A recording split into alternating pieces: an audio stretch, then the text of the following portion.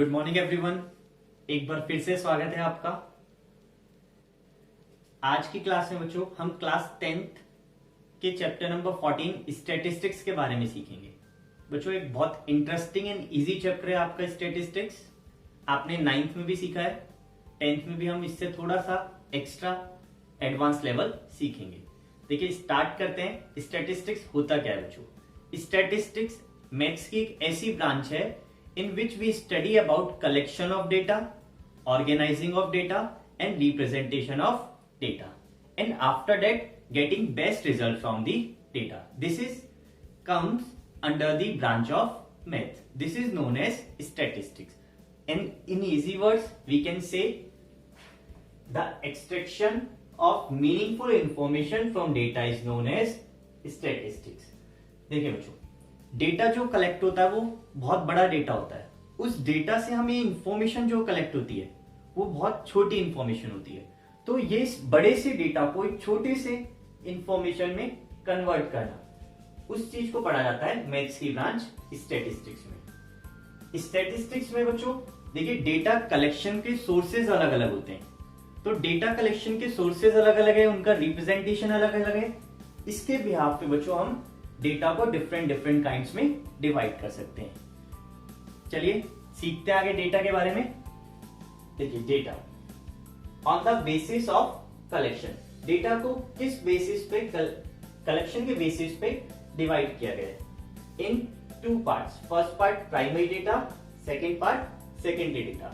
आपने 9th में सीखा है primary data are those data which are collected and used by the same person. जैसे आप समझिए बच्चों, आपकी क्लास में जो स्टूडेंट्स हैं आप उनसे कांटेक्ट नंबर शेयर करें, उनके कांटेक्ट नंबर कलेक्ट करें, उनसे उनकी हाइट के बारे में पूछें, उनसे एज के बारे में सीखें। तो बच्चों ये जो सारी पॉइंट्स आते हैं ये आता है प्राइमरी डेटा के अंडर में, क्योंकि जो आपका इन्वेस्टिगेटर है जो आपके बारे में इन्वेस्टिगेशन कर रहा है और जिससे आप इन्वेस्टिगेशन कर रहे हैं उन दोनों का डायरेक्ट कम्युनिकेशन है, इसको बोला जाता है बच्चों प्राइमरी डेटा। सेकेंडरी डेटा बच्चों वो डेटा होते हैं जिनको कलेक्ट और कोई करता है या ऑलरेडी कलेक्टेड होते हैं and used by another person. It is known as secondary data. Secondary data के एग्जांपल है, जैसे आप देखते हैं बच्चों इंडिया की जीडीपी कितनी है, ये हमने बच्चों कलेक्ट नहीं करी बट हम इसका यूज कर पा रहे हैं। तो इंडिया की जीडीपी कैसी डेटा है? Secondary data. एक बहुत अच्छा एग्जांपल है बच्चों सेंसस का। एवरी 10 इयर्स में सेंसस होती है, पॉपुलेशन काउंटिंग होती है हमारी कंट्री में।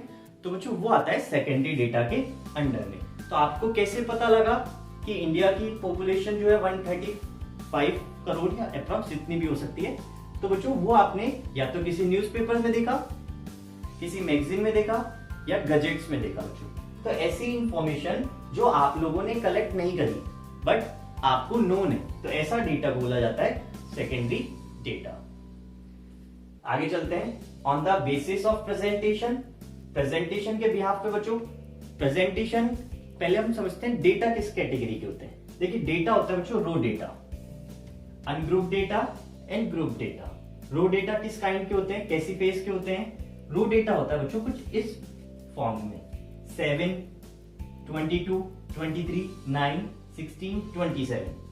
बच्चों जो डेटा ओरिजिनली कलेक्ट हुआ है उसको बोला जाता है रो डेटा। अभी ये वेल मैनर्ड नहीं है, अरेंज डेटा नहीं है, ये सिंपली कलेक्टेड डेटा है, इसको बोला जाएगा रो डेटा। नेक्स्ट आता है बच्चों रो डेटा के अंदर जो मिनिमम वैल्यू है। देखिए आप जो ये देख पा रहे हैं इसमें मिनिमम वैल्यू है 7, मैक्सिमम वैल्यू है 27। देखिए इससे बड़ी कोई वैल्यू नहीं है, मिनिमम 7, मैक्सिमम 27। तो इन दोनों वैल्यूज का मिनिमम और मैक्सिमम वैल्यू का डिफरेंस को बुलाता है रेंज ऑफ डेटा। तो रेंज ऑफ डेटा आपने 9th में सीखा था, maximum value minus minimum value. Maximum 27, minimum 7, दोनों का डिफरेंस का वैल्यू मिली हमें कितनी? 20। तो रेंज ऑफ डेटा कितनी हुई यहाँ पे? 20। तो इस तरीके का जो डेटा है उसको बोला जाता है रो डेटा।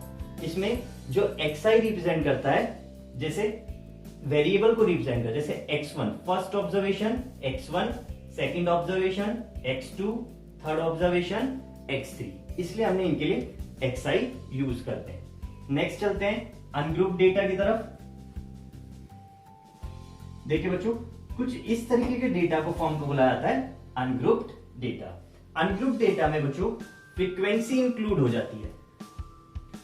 क्लियर? नेक्स्ट आता है ग्रुप्ड डेटा। जैसे बच्चों आप देख पा रहे हो, यहाँ 0 से 20 का एक ग्रुप बना हुआ है, 20 से 40 का दूसरा ग्रुप है, 40 से 60 का थर्ड ग्रुप, 60 टू 80 का फोर्थ ग्रुप। तो इन ग्रुप्स को बुलाया जाता है क्लास। तो 0 से 20 क्या हुआ? एक क्लास हुई, क्लास इंटरवल हुआ। Frequency 7। Frequency means how many times a number is occurring. For example हम बात करें बच्चों 0 से लेकर 20 की, यहां पे आएगा 20। अगर बात करें 0 से 20 की, तो इस क्लास में 0 जो है वो है lower limit, 20 upper limit, and 0 से 20 के बीच में कितने का गैप है? 20 का गैप है बच्चों। तो इस 20 को बुलाया जाता है क्लास हाइट या फिर क्लास 9th में सीख क्या है? Measure of central tendency. चलिए स्टार्ट करते हैं अगला topic, measure of central tendency.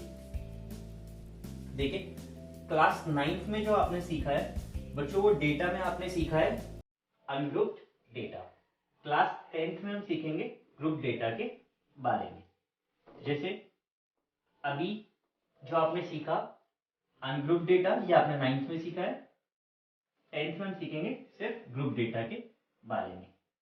एक बार थोड़ा सा अभी हम और पढ़ लेते हैं 9th में जो हम सीख के आए हैं मीन, मोड, मीडियन के बारे में, फिर हम क्लास 10th के टॉपिक पे चलेंगे। ये 9th से ज्यादा इजी टॉपिक है।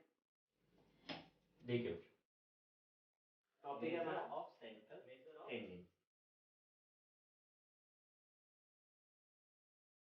क्या होता है बच्चों ये मेजर ऑफ सेंट्रल टेंडेंसी?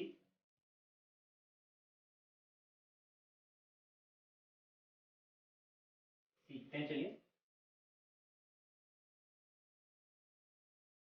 देखिए measure of central tendency is a particular value that attempts to define the data around its mid position। तो जो measure of central tendency particular data की वैल्यू होती है जो डिफाइन करने की कोशिश करती है हमारे कंप्लीट सेट्स ऑफ डेटा। तो मेजर ऑफ सेंट्रल टेंडेंसी के क्या क्या पैरामीटर है, किस किस बिहाफ पे हम इसको डिफाइन कर सकते हैं डेटा को हमारे। तो देखिए मेजर ऑफ सेंट्रल टेंडेंसी के पैरामीटर्स होते हैं हमारे। फर्स्ट पैरामीटर है मीन, इसी को बोला जाता है बच्चों अर्थमेटिक मीन या फिर एवरेज मीन। सेकंड होता है हमारा median, and last third one is mode. ये आप सब 9th में सीख के आए। देखिए मीन क्या होता है? मीन एक एवरेज वैल्यू होती है। जैसे आपने किसी भी बैट्समैन को देखा होगा, जैसे ही बैट्समैन बैटिंग करने आता है बच्चों, तो उसका एक स्टैटिस्टिक्स डेटा ओपन होता है। उस डेटा में क्या लिखा होता है? Number of match played, age, number of 50 scored, 100 scored and average. Median आपने 9th में सीखा है।